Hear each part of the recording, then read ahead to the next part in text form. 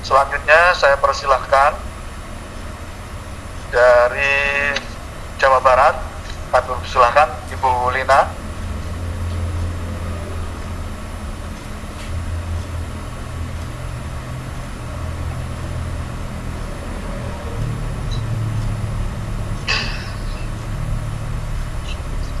Bismillahirrahmanirrahim. Assalamualaikum warahmatullahi ta'ala wabarakatuh. Sampurasun. Allahumma ihdinas siratal mustaqim. Allahumma ihdinas siratal mustaqim. Allahumma ihdinas siratal mustaqim. Rabbi israhli sadri wa yassirli amri wahlul 'uqdatam min lisani yafqahu qawli. Bapak pimpinan yang saya hormati, serta Bapak Dewan di Komisi 10 yang sangat saya hormati, rekan-rekan seperjuangan yang saya sangat banggakan, juga wakil rakyat yang berada di pinggir saya dan belakang saya. Terima kasih Bapak. Bapak dengan hebat menyuarakan aspirasi kami. Jazakallahu khairan katsiran. Perkenalkan, nama saya Lina Kurniati, SPD. Bukan sarjana pemberi dosen, tapi benar-benar sarjana yang qualified di bidang pendidikan, insya Allah. Karena terbukti murid-murid saya selama saya mengajar hampir 20 tahun sudah banyak yang menjadi pengabdi-pengabdi di Ibu Pertiwi ini, Pak. Barakallah buat ibu-ibu guru dan bapak guru di negeri ini. Aplaus buat Anda semua.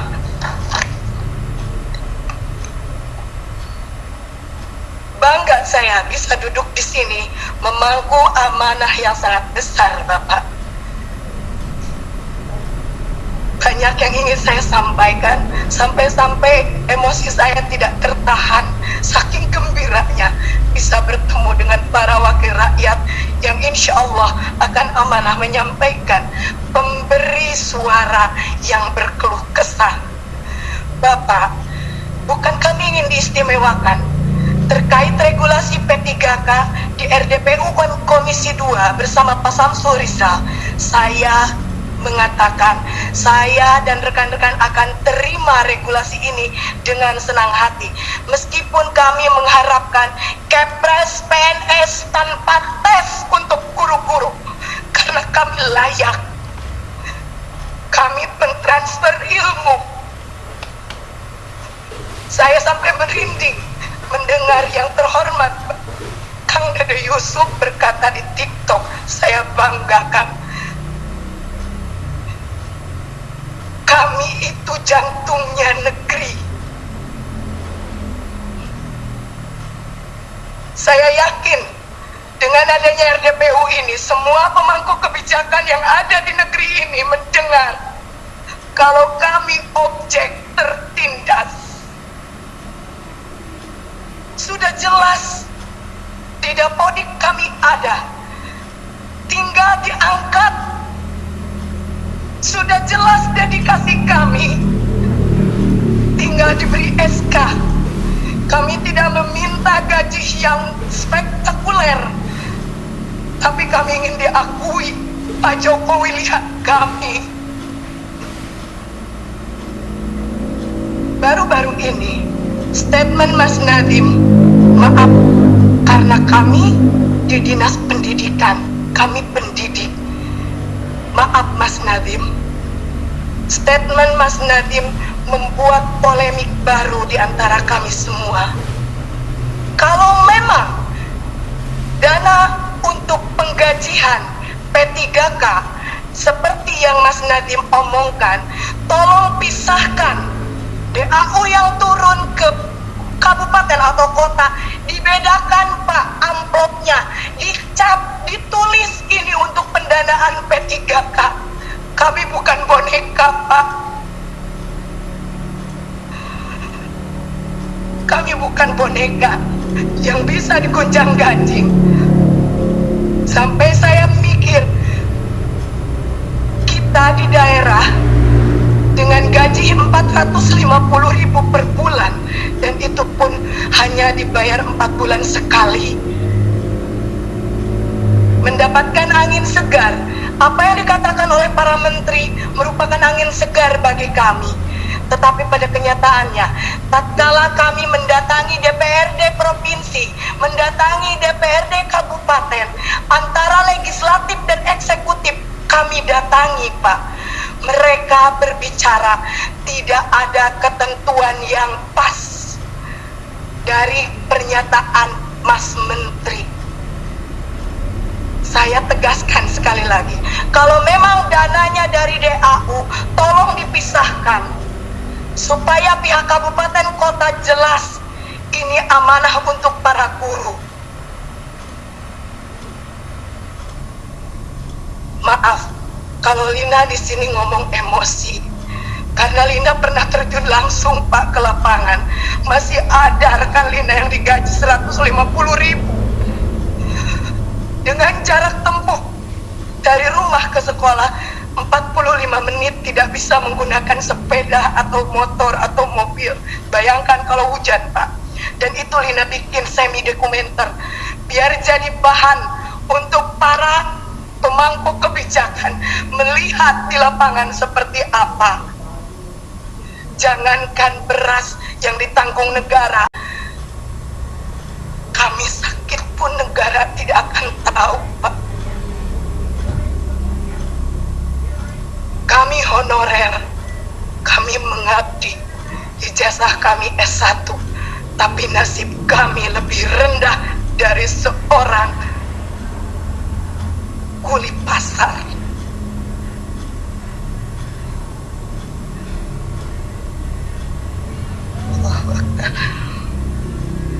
Kami memohon adanya penambahan kuota atau formasi. Kalau memang regulasi P3K tetap harus kami ikuti. Kami memohon adanya penambahan kuota atau formasi sesuai dengan jumlah honorer yang ada di lapangan. Atau kalau secara kasarnya, angkat semua honorer yang sudah terdaftar di Dapodik. Adapun kesalahan Dapodik bisa diadakan perbaikan, karena kami yakin bapak-bapak yang ada di Kemendikbud, bapak-bapak sebagai pemangku kebijakan lebih cerdas dari kami. Yang nomor 2, memohon adanya pembenahan regulasi dan pemetaan formasi. Contoh, karena saya bekerja di Kabupaten Garut, salam Bapak Bupati Kabupaten Garut, izinkan saya menyampaikan amanah Bapak. Yang terjadi di Kabupaten Garut, dari 8.801 guru honorer yang ada, hanya tersedia 196 formasi dari 8.801. Contoh kedua, realita formasi untuk guru PAI yang sangat kurang dan hampir tidak ada di beberapa wilayah se-Jawa Barat, dan ini skup nasional pun sama, Pak.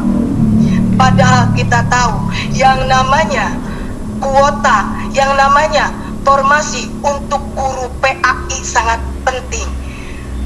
Bukankah kita berkeadilan? Tetapi ternyata regulasi yang digulirkan oleh pemerintah jauh dari kata berkeadilan. Jangan menjadikan kami sebagai objek tertindas. Jangan jadikan kami hanya sebagai tim hore di regulasi P3K ini. Lihat keberadaan di lapangan. Indonesia darurat guru. Dan yang mencakupi di setiap sekolah itu adalah guru honorer.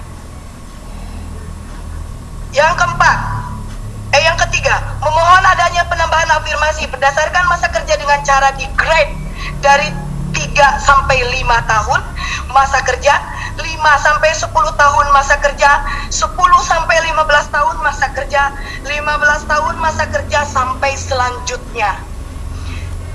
Karena apabila afirmasinya dibilang hanya untuk 50 tahun, belum tentu mereka itu masa kerjanya sesuai grade. Dan perlu digarisbawahi, Bapak, honorer itu bukan hanya K2. Ada yang non kategori. Ari non kategori mapak mudak dabun teka luhur teka hanap sur bahasa pesantren. Jadi di tengah-tengah, Bu, mereka tidak diakui. Yang keempat, memohon supaya pendaftar dengan nilai yang sudah mencapai passing grade bisa diloloskan dan ditempatkan di tempat kerja masing-masing. Contoh realnya di sekolah saya, PNS-nya hanya 1 orang, Pak. Semuanya honorer. Saya lulus passing grade, Pak. Tapi karena tidak ada formasi, sudah jelas di sekolah saya tidak ada guru PNS-nya. Kekurangan guru. Tapi tidak ada formasi, maka saya dinyatakan tidak lolos, hanya lolos passing grade saja. Barokallah, Allah menakdirkan saya untuk duduk di sini bersama ibu-ibu dan bapak-bapak terhormat. Yang kelima, memohon untuk P3K tahap 2, kalau regulasinya seperti ini, ditunda kalau menurut saya. Karena hanya memperlihatkan kredibilitas cara kerja dari para pemangku kebijakan di atas. Komitmennya tidak ada, konsistensinya tidak ada. Hari ini bilang seperti ini, besok lusa akan berubah. Ternyata memang untuk mempermainkan seorang guru itu, seorang pendidik itu kayaknya asik gitu, Pak. Yang keenam, memohon mengangkat guru yang berstatus honorer menjadi ASN. Karena sebagian besar kebutuhan guru dipenuhi oleh guru berstatus honorer. Itulah yang ada yang terjadi di lapangan. Sungguh sangat dilematis, Pak. Betul kata Bapak yang tadi, Bapak siapa, Pak? Bapak Wahidin. Kalau pelaku pendidikan itu bukan hanya guru, tetapi ada rekan kami sebagai jantungnya, yaitu tenaga kependidikan. Kenapa Tendik tidak dibuka formasi, Pak? Padahal mereka juga sama mendedikasikan untuk negeri tercinta ini. Alangkah sangat disayangkan tatkala kami berlomba-lomba untuk mengikuti ujian P3K yang kalau menurut saya cerita sedikit, Pak, sangat amazing. Saya umur 40 tahun harus mengerjakan 100 soal matematika SMP tanpa kalkulator.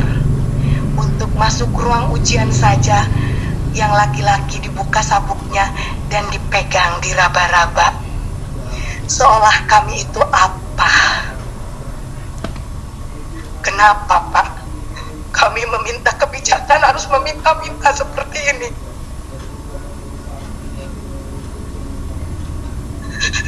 Padahal kami itu terhormat, Pak. Dari mulai kabupaten kota kami menangis, memohon. Kenapa, Pak? Padahal kami bukan koruptor. Kami pencetak generasi bangsa. Kami tidak akan beraksi selama masih bisa diplomasi.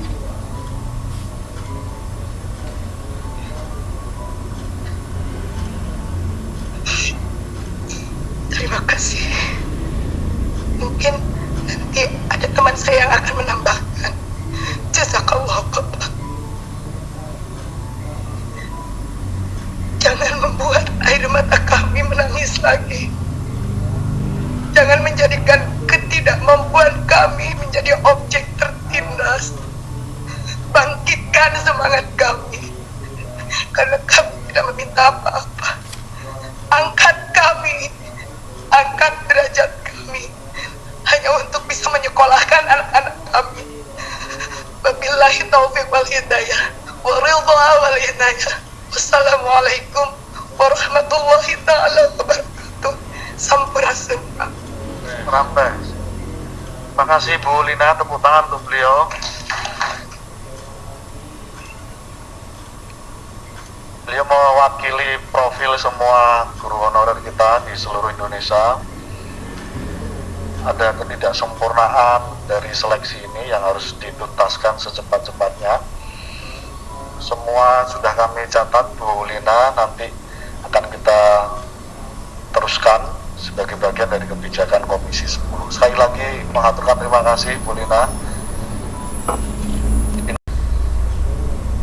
Informasi, aspirasi, tuntutan, saran, kritiknya cukup tegas dan cukup detail, yang sebenarnya itu bagian dari semangat perbaikan kita di masa-masa yang akan datang, termasuk berbagai isu menyangkut soal keberadaan guru honorer yang semestinya memang harus diangkat sebagai PNS, karena P3K ini kebijakan jangka pendek, dan kami di Komisi 10 tegas menyampaikan bahwa satu-satunya profesi yang layak untuk diangkat dan harus diprioritaskan menjadi PNS adalah para guru, dan ini akan terus menjadi komitmen kami.